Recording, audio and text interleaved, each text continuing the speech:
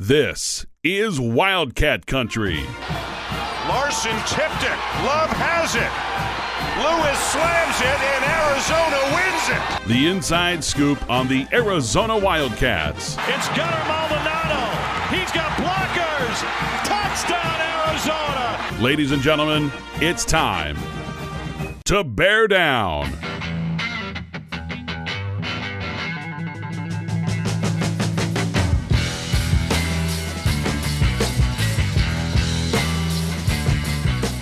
Welcome to another edition of Wildcat Country presented by Harrah's Auction Casino. Eric Cohen and Shane Dale. We are in July. It is the dead time of sports, but let me tell you what.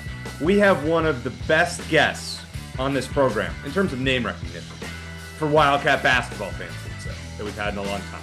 And that is Fran Fraschilla from ESPN, who's going to join us in the second segment. And I promise that you'll not want to miss this interview, Shane. What a great get, and excited, even during a dead time, to talk some college basketball with one of the greats.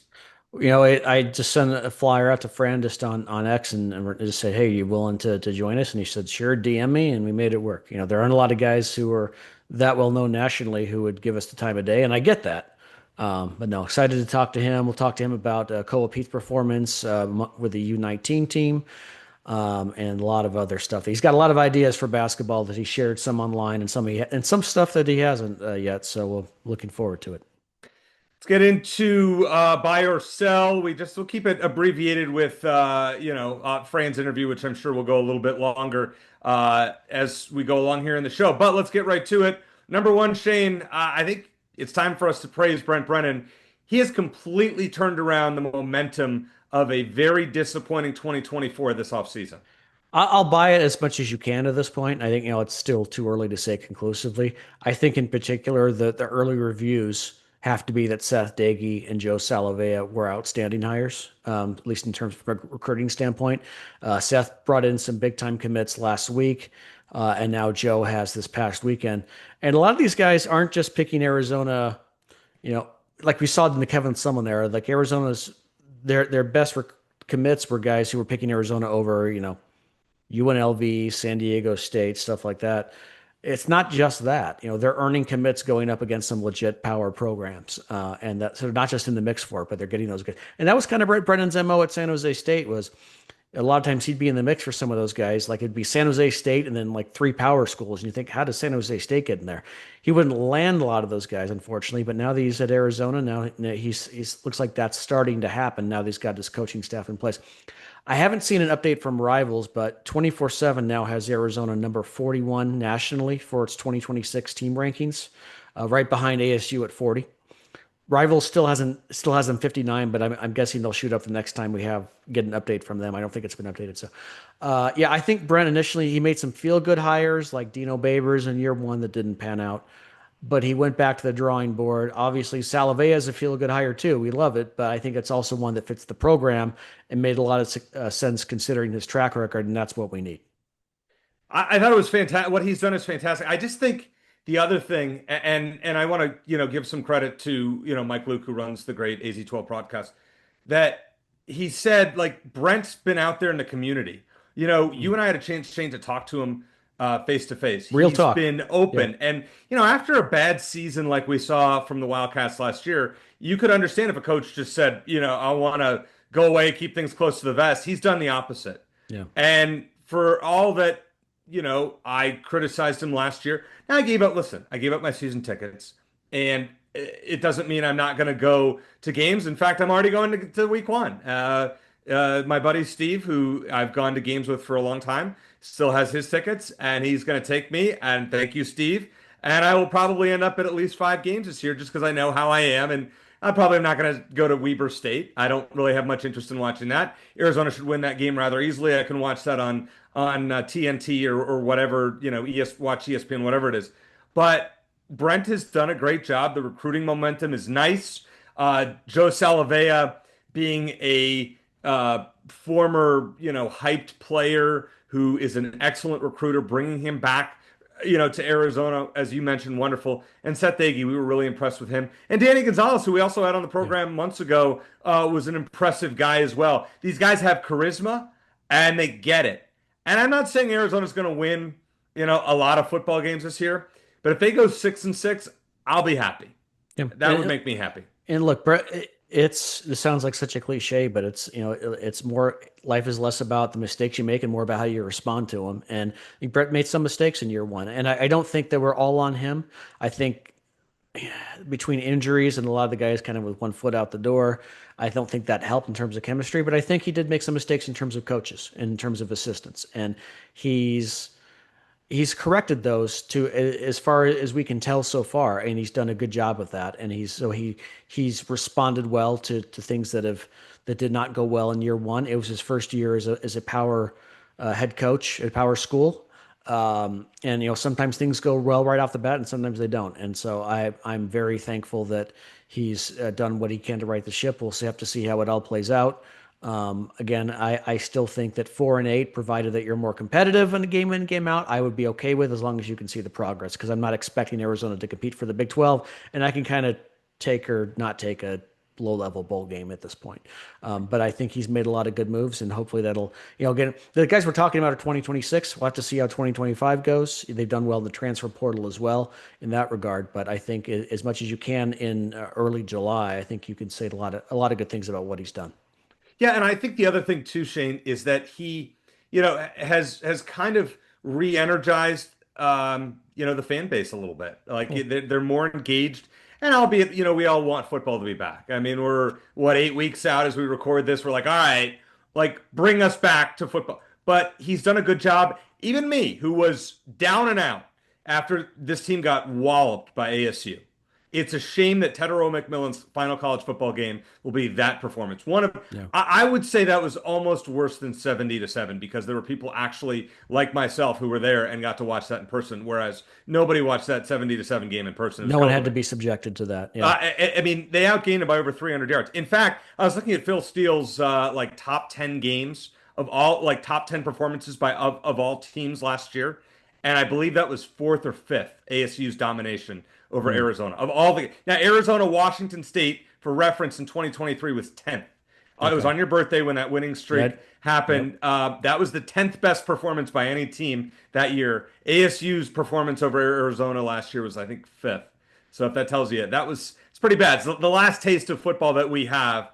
I look forward to seeing what happens next. Yeah, and I think just based on some conversations we've had both on and off the record, it sounds like a lot of guys on the team last year were kind of already thinking out where they're going to play the following year, and it wasn't going to be Arizona. Which I understand. So, and again, between that and some injuries, again, I don't want to make excuses. Brent Brennan's not making any excuses, and look, they didn't perform as well as they should have. That's the bottom line.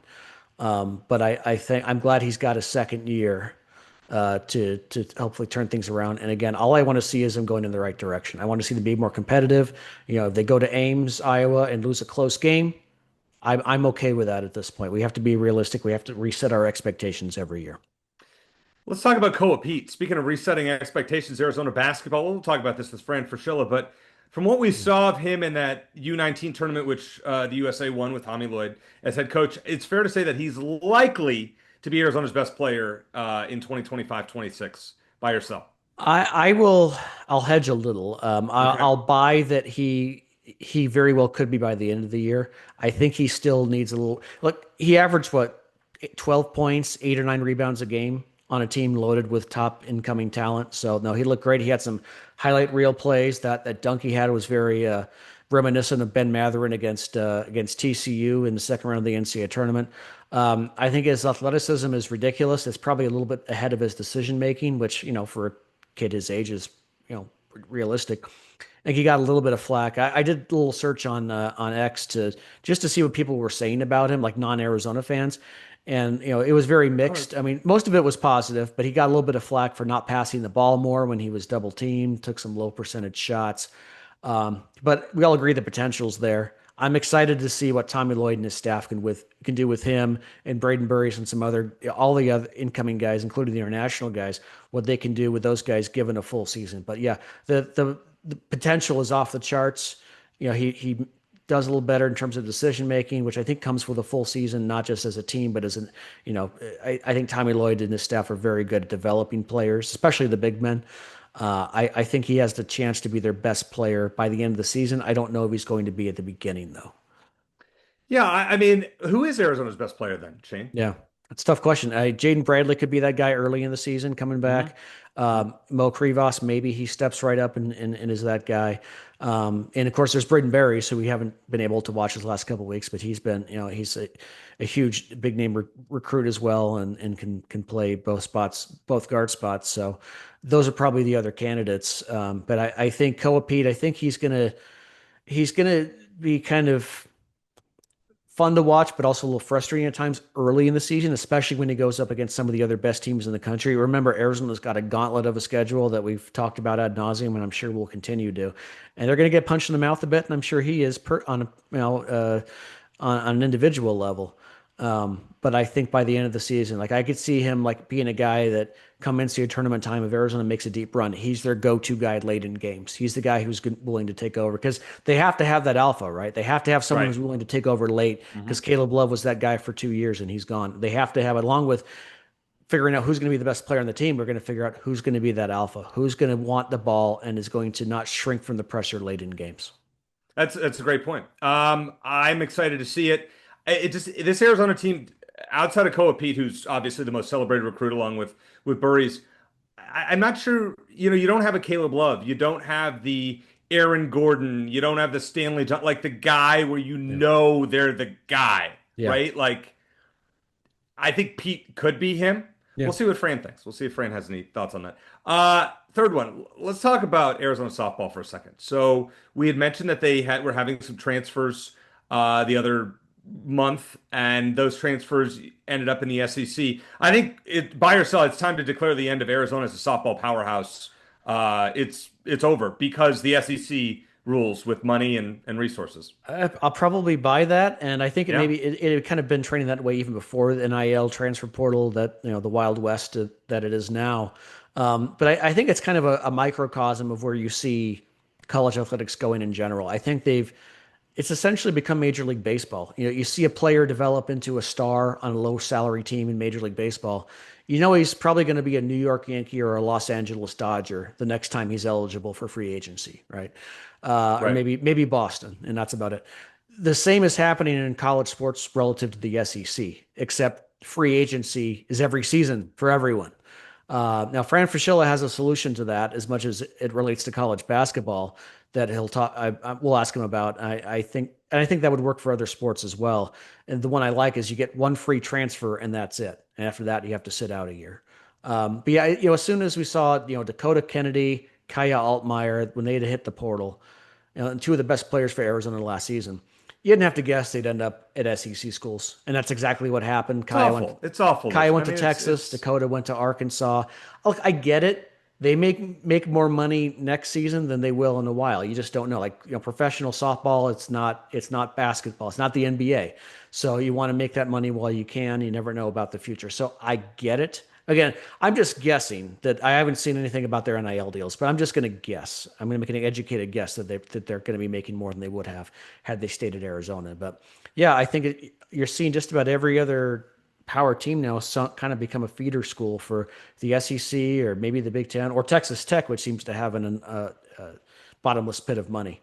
So that's the way things are headed, and I'm hoping that I don't know what the solution is, but as long as it is that way, it's going to be tough for other schools, non-SEC schools, to get ahead, regardless of the sport. fair enough. Coming up next, our buddy Fran Fraschilla. But first, I want to remind you that Wildcat Country is presented by Harrah's Auction Casino. And hey, calling all Wildcat fans, did you know that Harrah's Auction Casino is your local home for Caesars Rewards? Every play unlocks perks at more than 50 destinations nationwide. Enjoy free dining, Atlantic City, hotel stays in New Orleans, exclusive rewards from coast to coast. Sign up today, earn reward credits, and experience nationwide play only at Harrah's Auction Casino, the official sponsor of Caesars Rewards in Arizona. We've referenced this, but they've talked about, and we'll have Mike Kintner on at some point, probably closer to the fall. This new sports bar, like they have a sports book there when you're on site. You go down, you make your bets. That's my kind of thing. Mm-hmm. But they're going to have a sports bar. Now, I don't know the details, but just kind of what we've heard off the air, it's going to be outrageous. Like that's going to be the place to go. in between Tucson and Phoenix. And you know what? I think the right thing to do would be for Mike to invite us both to go down and test it out. I think that would be only fair. But we'll talk to him about it. There has never been a sports bar that I would not be willing to test out. I say that. Coming up next, Fran Fraschilla here on Wildcat Country.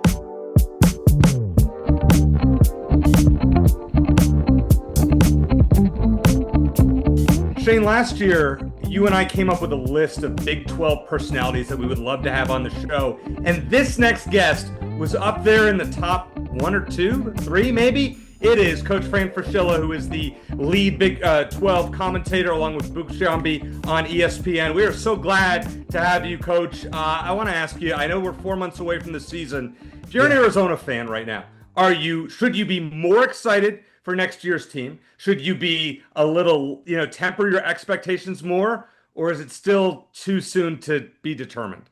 No, I think you should be excited. I really do. First of all, let me explain to your Wildcat fans. I'm not technically efficient. I did have a Kansas Zoom background. I will have a McHale Center background soon. It's better than staring at a white wall. You're blocking out the Jayhawk logo. That's all that matters. Exactly. But to answer your question, Eric, I'd be really excited. I thought last year was a really good year considering the injury early to Krivas. I think, Coach Lloyd and the team had to kind of find their formula, and I thought they did, in spades, right? They figured out how to play a little smaller. Carter Bryant came on out of nowhere. Think about it. If Krivas doesn't get hurt, we might not have known much about Carter Bryant because it's like that front court was somewhat set. Now, I think when he went out, Tobe stepped up, Vasar stepped up. I was disappointed to see him leave. We'll get to him in a second because I think they've replaced him already.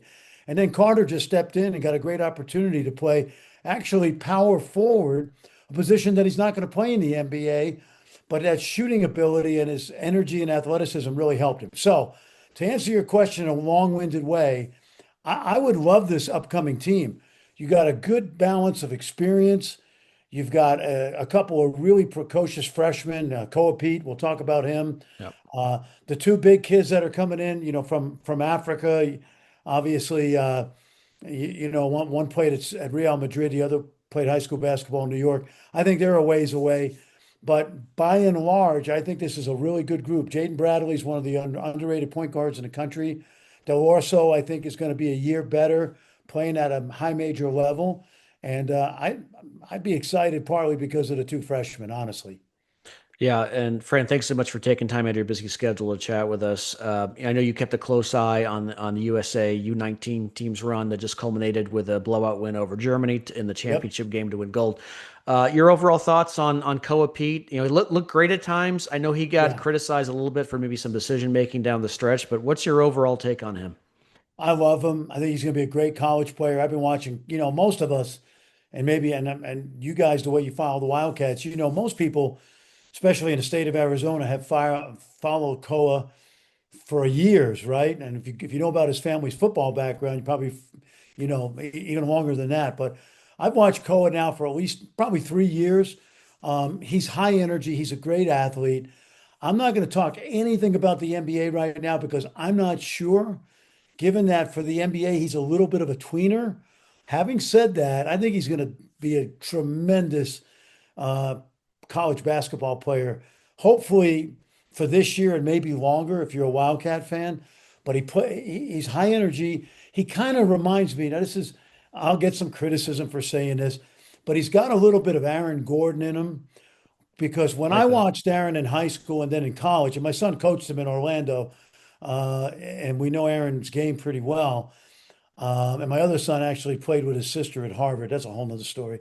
But I've been following Aaron's game for a while, and Koa reminds me of him in that Aaron's greatest strength as a college player wasn't necessarily his skill level, but it was just unique athleticism. And I think Koa's got that. Obviously, he does some things with the basketball that I think are going to translate. He can score. His mid-range game's pretty good. He can offensive rebound like crazy, run the court. So I'm excited to see what he's going to do. I think he's going to have an instant impact for the Wildcats. Talk about maybe one or the two of the best players you think are going to be on next year's team. Because we talked last week, is it possible that Koa could be the best player on Arizona's team next season? Which is there's a lot of candidates for that. Who do you think will end up being maybe the two best players on the team next season, based on what you know now? Well, I think we got to talk about most valuable first, which I think has to start with Jaden Bradley. Hmm. Because Jaden, I think, is a consummate point guard. He proved that last year. He runs a team. He can score when he needs to. He's an excellent defender.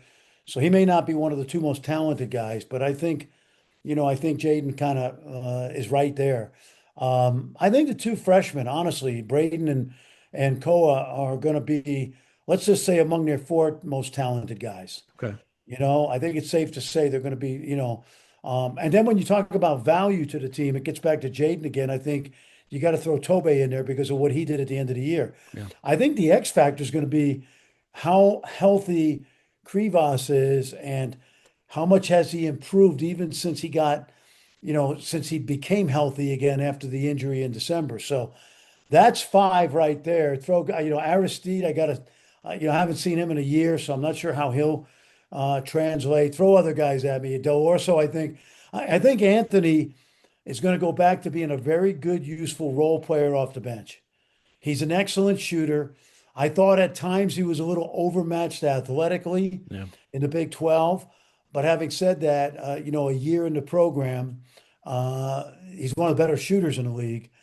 He just has to catch up defensively a little bit, but I think he's going to be a year better. You got any Have you read? s- Sorry, real quick, Eric. You got any read on Karchenkov yet? He was I was essentially just the going to guy ask. that they brought, that he brought in to Yes, replace Carter yeah, Bryant. I know. I know. The one thing that I think he's going to be a tough, hard-nosed kid, kind of a hybrid, small forward, power forward, small ball four, natural three-man, has to shoot it better. Yeah. He's going to play with energy and toughness. I think the one thing that stands out to me about Ivan is that, for him to be a big factor, I think he's going to play. I think he'll have a chance to be in a rotation because he does have a lot of experience at a high level as a young teenager with professional players. But his outside shooting, I think, long term has got to be a work in progress. But having said that, given who he's played against, he's going to have an impact in college basketball because he's played against professional players. So Yeah. the big thing with him is just improving his outside shooting. But he plays with toughness. He's an athletic kid, and I think he's going to help. All right, I want to circle back. You had referenced Carter Bryant, Henry Yeah. Vasar, and KJ Lewis. I want to ask you about them. Let's start with Carter Bryant. Did Yeah. Tommy Lloyd make a mistake not starting him or playing him more during the Big 12 season? You know what, Eric? Where did he get drafted? What pick? You got drafted 14. I'd say no. Okay. But, But but he's a lottery pick and he's not playing as much as he well, should. maybe, Okay. but that team down the stretch had great chemistry. Okay. Yeah. You know what I mean? Down the stretch, when they figured out how they were going to eventually play, they had great chemistry. You could nitpick and say he should have played 26 minutes instead of 20. But you know what? I mean, you guys know I was a huge Caleb Love fan. Hmm. KJ was really effective. Was disappointed to see him leave. But keep in mind now, in the modern basketball, he left because he might not have started this year with Braden coming in. I'm just saying. I'm not saying, but I'm saying. Yeah. Well, I mean, Or he might yeah. not have got the pub that he was looking for by going to Georgetown, where I don't know how much they're going to win this year, but he'll play 25, 30 minutes. Do you think Vasar made a mistake going to North Carolina? I would say yes, because I love the kid. And if you guys remember going Hmm. back to even the UCLA game, Hmm. I did that game in Phoenix, and I Yeah, was yeah. probably and I'll listen, this is a humble brag right now, okay? But it's something that I've been proud of through the years. In the Big 12, I'm a guy that finds a guy early and says, this kid's got the it Yeah. factor, and not a lot of people were talking about Henry because of the redshirt year.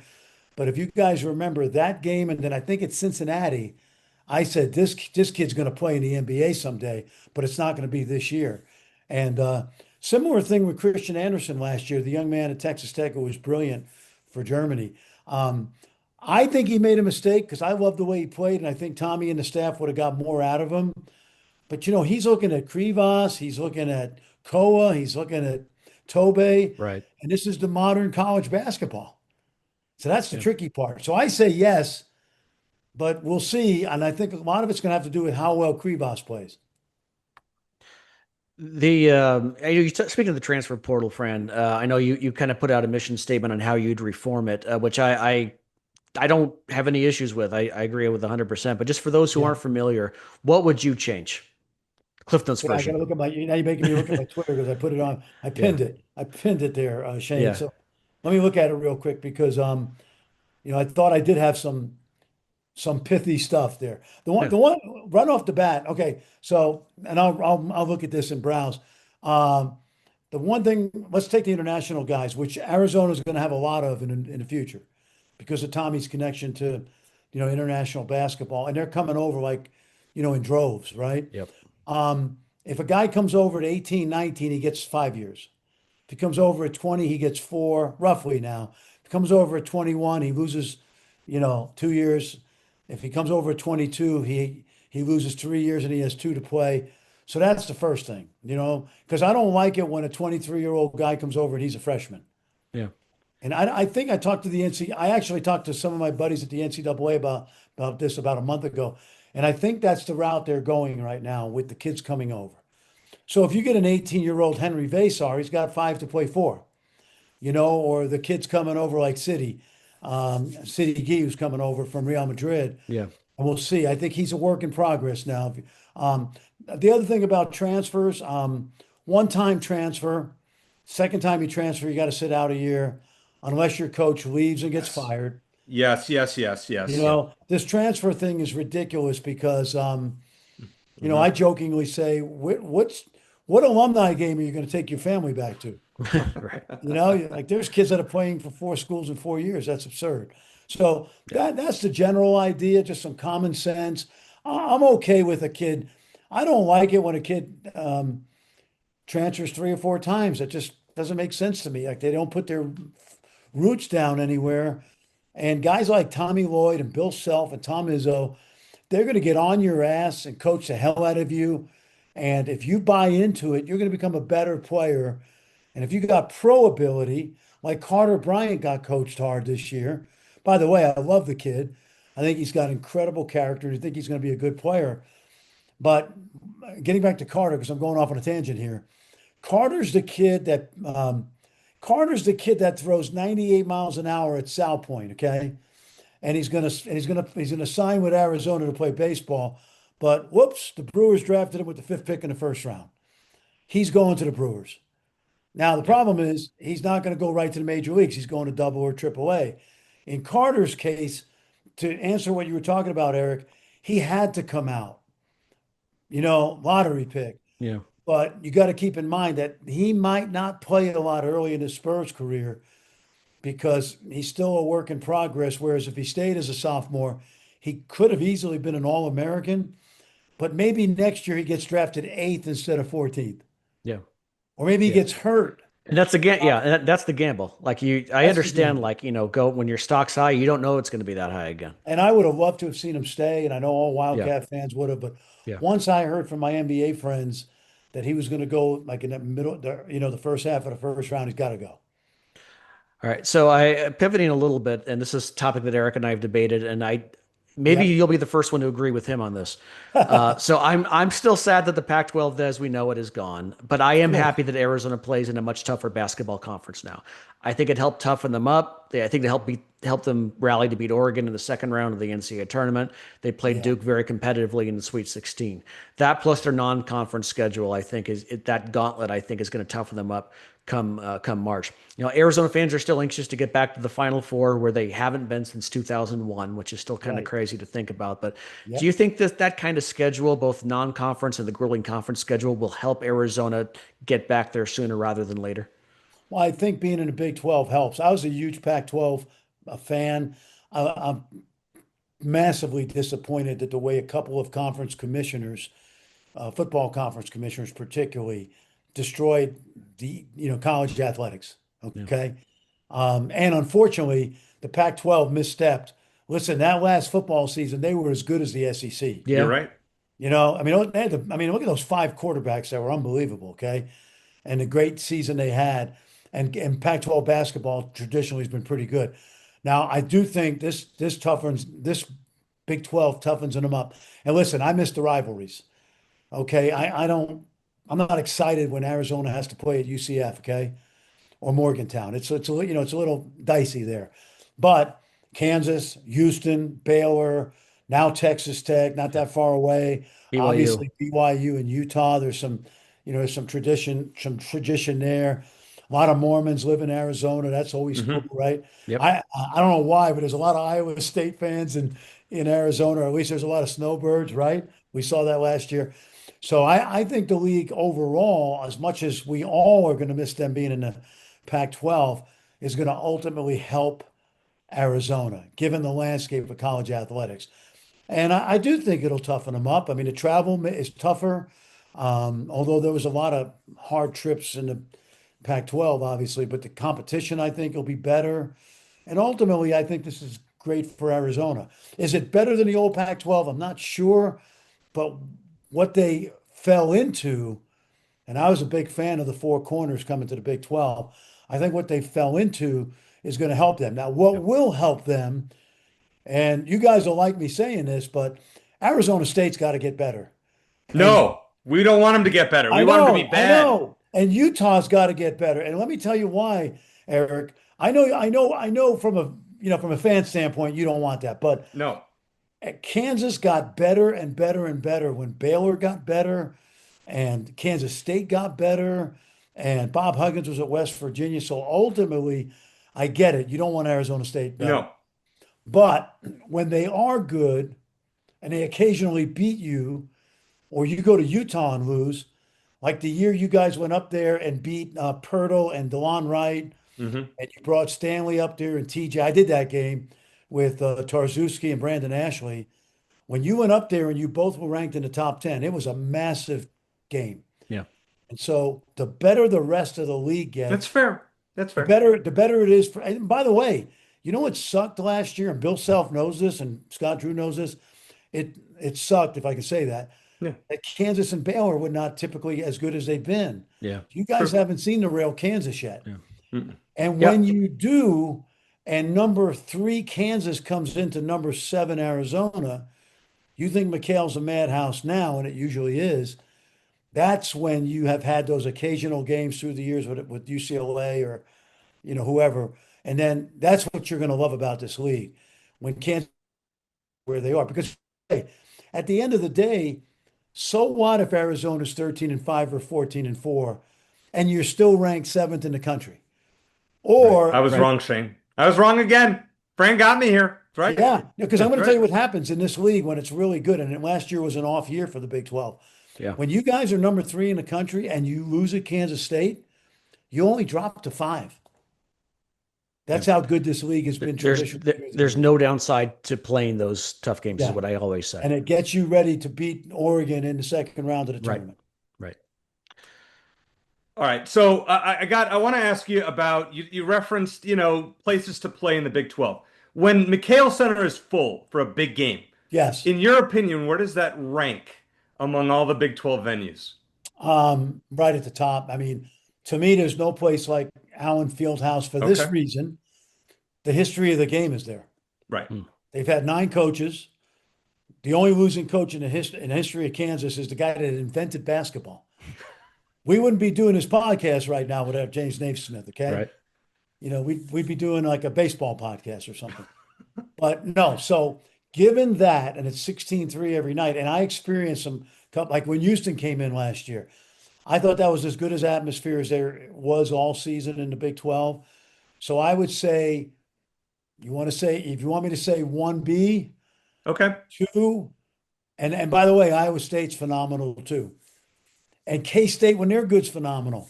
And Houston's getting good. So Like even ASU, I've been to that arena when it was packed. yeah, And I don't like to say it, but the year that the 1 year they were really good, they started out number 3 in the country, and they played Arizona that year. It was packed and it was loud. Now that was the only time I've ever heard it that loud. yeah. But I don't think we all. I was offered that job one time.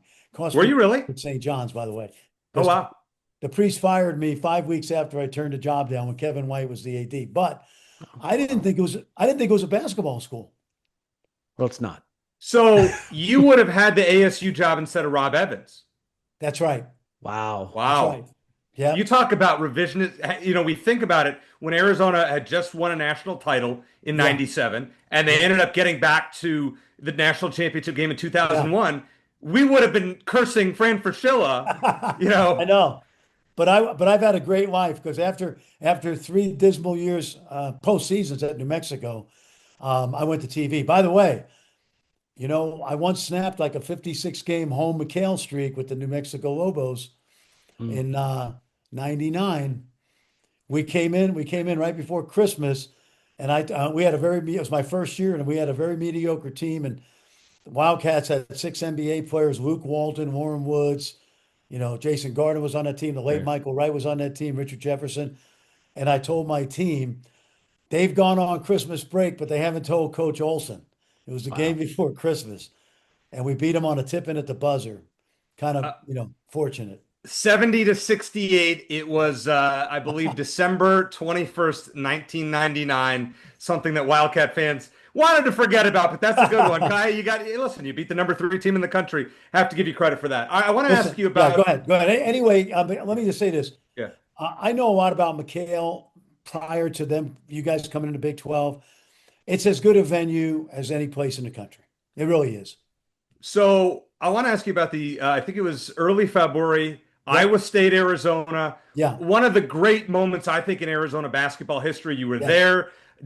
What was going through your mind as Iowa State seemingly had the victory in hand? Then they I did. just remember the words too far. Because Yes. we're all thinking the same thing. He needed to pass it down No, I further down love the it. court, but then And I love being wrong, by the way. Yeah. I love that. Well, here's a little TV tidbit, okay? And I learned this many years ago. When he shot it and the ball went in, the next day there was a production meeting in Bristol, Connecticut. And the guy that runs all of our TV production said, I want you to watch this. This is how you do TV. Because John Shambi and I did not say a word for 27 seconds. Yep. And when the ball went in, our director, who's in charge of the cameras, all we did was just Yep. celebrate. Notice that too. Can I Yeah. just say, Vern Lundquist is one of the best to ever do that. Like the great ones just let it happen and don't make it about themselves. Yeah, well, I learned it. I learned that. Trust me. And that's the beauty of working with John Shambi, who, by the way, is very close to Tito Francona, one of your, We've had him on the show. I'm a Cubs fan. I listen to him every day when I'm watching games. There So you it's go. great hearing you guys, Yes. call ball. And Arizona fans have been more generous to you than most. They get on even Walton. They got on Bill Walton a lot. Well, listen, you know what? They're a lot like Kansas fans. I mean this. Like, there's a lot of Kansas fans don't like me because I celebrate the league. See, like, I don't have to celebrate Wildcat basketball all the time because you guys get so much great attention. And like we have a moment like Caleb's night, we go crazy. We celebrate that. The overtime was unbelievable. And there was no bigger Caleb Love fan in America than me this year. And How did get drafted? How did that? Yeah. Well, how do you think he's going to do in the NBA? Yeah, I think he's going to make a team. I do. Yeah. And you know what? Other than VJ Edgecombe, I think he was the best guard athlete in the league last year. And the kid poured his heart and soul out. Yeah. And I know Coach Lloyd. I know Rem Backamus forever. I know a lot of the staff. I used to ask everybody, come on, tell me something bad about the guy. Is he really a jerk?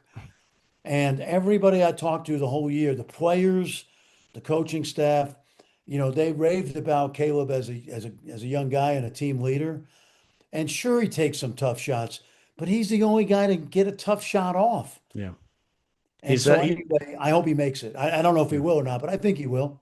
Yeah, and it's tough to find a guy who's not afraid of those moments, regardless Exactly. of how it turns out. And, So, like Michael Jordan, some of those guys run from it. yeah, And Caleb never ran from tough shots. We know that. agreed. All right, last question for you, Fran. I know your Yeah. time's short. We appreciate it very much. Who's the team to beat in the Big 12 going into next season, or maybe who are some of the contenders that you think could realistically win the conference? All right. So I just texted with the commissioner today, Brett Yormark. And we were talking about this because I told him, hey, you got 3 of your best players in the league next year on YouTube today, right? With Debanza and Koa and Christian Anderson. I think it's 6. The top 6 are certainly, and I won't go in particular order yet, but Houston, Texas Tech, Arizona, Iowa State, Kansas, BYU. Yeah. Those 6 are all top 20, period. I don't know yet about Cincinnati. I just saw Baylor last week. They got a whole new roster, middle of the pack. Now, of the top 6, I still think Houston's going to be top 3 in the country. Yeah. I think Texas Tech, Arizona should, and maybe Iowa State should all be somewhere in that top 8 to 14 easily. I think BYU could be in the top 14. And it's hard to believe, but I think Kansas right now is probably, at the moment, the worst of the 6. But they've added a couple really good freshmen here in the last week. Yeah. Cole Rosario, I just worked at NBA PA camp. Excuse me, I get the hiccups. And he's like Christian Brown. Love him. I think he's going to help Kansas. And I'll say this again, guys, for your Wildcat fans. I want Kansas to be good. When Kansas is good, when Arizona is good, top 10 good, when Houston's good, it makes the league better. Agreed. And that's why, Kansas fans don't like me cheering for, when I say cheering, rooting when Iowa State beats them or Houston beats them, because the better everybody in the league is, the better the league is. And you know what I noted? I always note going back to '97 when Arizona won the national championship, they finished tied for 4th in the Pac-10 that year. Yeah. And because the Pac-10 was really good in basketball back then. Exactly. And no one cares about them finishing tied for 4th. All they care about is winning the national title. And I think that schedule will help toughen them up. But that's where I stand. All right, last one. No, go ahead, Coach. I would say this, Eric. I would just interrupt. I would say, when you get a Big 12 title and you hang the banner in McHale, that's cool. No question. It means you've had a great regular season. But Kansas fans, now Houston fans, Arizona fans, you guys would rather go to a Final Four than win a regular season title. Yep, 100%. Every year. That's what great blue blood programs are all about, and that's what I love about Arizona. My last question for you, Coach. Just great, insight. You've taught us a lot. We love listening to you and love obviously having you on the show. When it comes to the NCAA tournament, there are rumors about expansion to 76. Yep. For one, if I were to make one change, I would play the first 2 rounds on home courts like we see in the women's game. What would be your first change to the big dance? Okay, I put this out a couple times this year, and it got good traction. I don't want expansion, but it's coming. It's coming. It's going to go to 76, maybe 72, 76. I don't want it. I get it. So my take is every champion, every regular season champion is already in the field of 64. Yeah. Okay. I agree. The other, whatever remaining teams that is, I'm not good at math. Like, what would there be left? Everybody else who is an at-large, that I think that would be 8 games, like the first 8. Mm-hmm. That's 16 teams, and most of those at-large teams are going to come from power conferences. Right. Okay, most of those You're right. 16 then play into the field of 64 that we start on that Thursday. So instead of first 4, you have first 8. I think you have to reward the Big Skies for Northern Arizona. I don't like seeing them play in the first 4.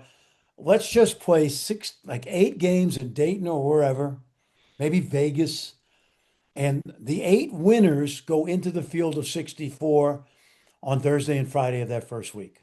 I love it. And I think it would get more attention than watching, no offense to Abilene Christian and, right. Northeastern State that nobody, cares about. And what I really like is that you reward the regular season champion. So basically, you don't play 30 games for nothing if you're a mid-major, and then if you happen to lose one game, then you're out, potentially out of the NCAA tournament altogether. Yeah, you probably have like 10 lumberjack fans listening to this podcast, right? Maybe 15.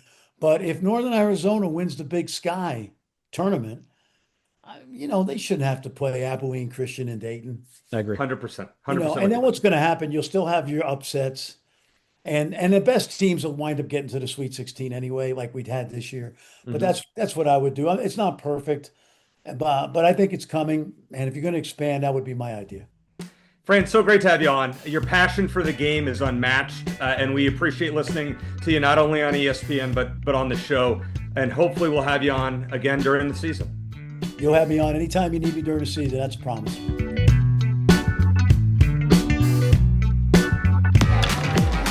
Discover more Play for All at Harrah's Auction Casino. Hi, folks. Here are your drinks. Where having fun means racking up reward credits with the Caesars Rewards loyalty program that can be redeemed for food, free play, hotel stays, and more.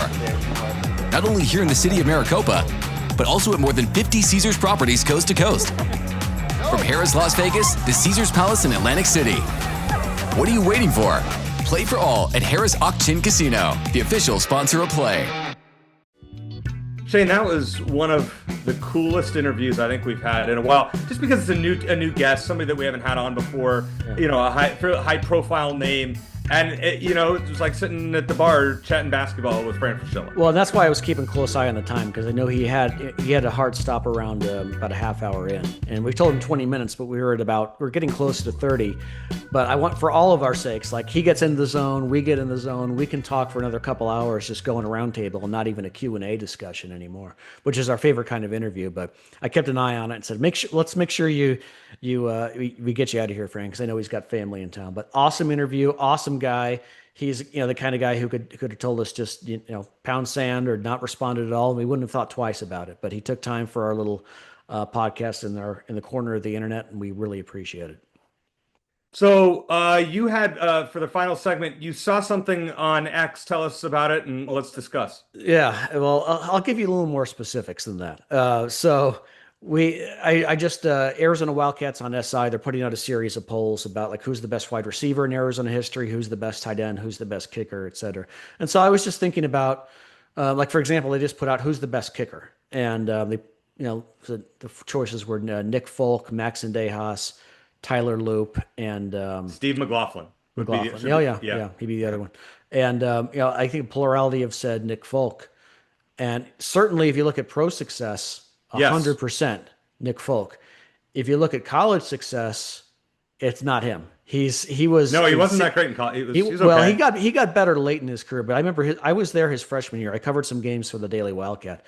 He missed more kicks than he made. Yeah, he was awful. Yeah. So, but it also got me thinking, because they asked a few days earlier, who's the best tight end in Arizona history? And it seems like an obvious answer, and maybe it is. I think it's very close when you think about, so here's my question. Who made a bigger impact for Arizona on the field? Was it Rob Gronkowski or was it Tanner McLaughlin? I think that's a very legitimate conversation here. Because obviously, you think on the field, not talking about his pro success, you think he made a bigger impact. Arizona football had sunken from 1998 to 2008. They didn't make a bowl game. They were not going in the right direction. And Rob Gronkowski choosing Arizona, forming that connection with Willie Tuitama, that I think was really important for Arizona turning the ship around. Okay. And since then, the Wildcats, have made their share of bowl games. I'd have to go back and count the numbers since 2008, but it's probably somewhere in the 7 or 8 range, since then. But I mean, I started going to school there in 2001. You started going in 99, right? I believe. Is that right? Yeah. They didn't make a bowl game, Shane, during, our combined, time in Tucson. Yeah. And they weren't even close. No. It's not like they were even close to a bowl game. They almost turned the corner in 06 and 07. They were at a win over ASU away, and then they finally got over the hump in 08. And against ASU, and that was, the winner was going to the Las Vegas Bowl. Gronk caught the only touchdown of the first half for Arizona. Yep. In fact, he caught the first touchdown for either team in both games he played against ASU. Wow. But I'm just thinking in terms of, I think it's close because statistically it's very close, and just in terms of the number of games that both guys played, because Rob didn't play very much at Arizona. Overall, he played about 2 full seasons. But you think about Tanner McLaughlin and that 10-win season. You have to, now that we have a little time, we've realized just how spoiled we were to have Teteroyd McMillan, Jacob Cowan, and Tanner McLaughlin on the field at the same time. I mean, that's ridiculous. All 3 of them were NFL draft picks, and McMillan was the first first true wide receiver off the Shane, board. this isn't even close. I mean, McLaughlin was good because of his surrounding cast, and that kind of opened up for him. Yeah. Rob Gronkowski was the guy at Arizona. Yeah. Before he made it to the pros. Sure. This is the easiest, way easier than the kicker. Okay. So, but you think I know it's tough to strip away everything else, his personality, his pro success and everything. 100%. 100%. Rob Gronkowski, okay. I remember watching him in an Arizona uniform and saying, this guy is legit. Like, there are just certain guys that stand out. I do too. I still remember him dragging 3 defenders with him, like 20 yards down the field. No, he was ridiculous. So I think in terms of raw talent, sure. If you're watching on YouTube, leave us a comment. Tell me if you think I'm crazy for even making this comparison. But I think it's a conversation worth having. Certainly, Rob Gronkowski, the most heralded tight end in the history of the school, and probably the most talented as well. But in terms of just what they did on the field, I think it's closer than you might think. So just want to throw that out there. They also asked who's the best wide receiver in the history of the program. McMillan was McMillan, Bobby Wade, Dennis Northcutt. I forget talent-wise, McMillan. Jerron Kreiner should be in there. Jerron Kreiner. They didn't list Mike Thomas, which I think Mike Thomas should be in there. You can only list 4 people on that poll, but I think he still leads the program all time in receptions. You want to go further back, T. Bell, obviously. But McMillan, in terms of talent, Arizona won't have a player that talented for a long time. Yeah, probably not. He lived up to the hype. I mean, he was a 5-star, and we were like, "Is this guy going to live up?" He lived up to the hype. Yeah. That's for sure. We have, I mean, it's July. It's as I mentioned at the start of the show, it's the dead season in sports. With that said, we have some cool guests coming up this month.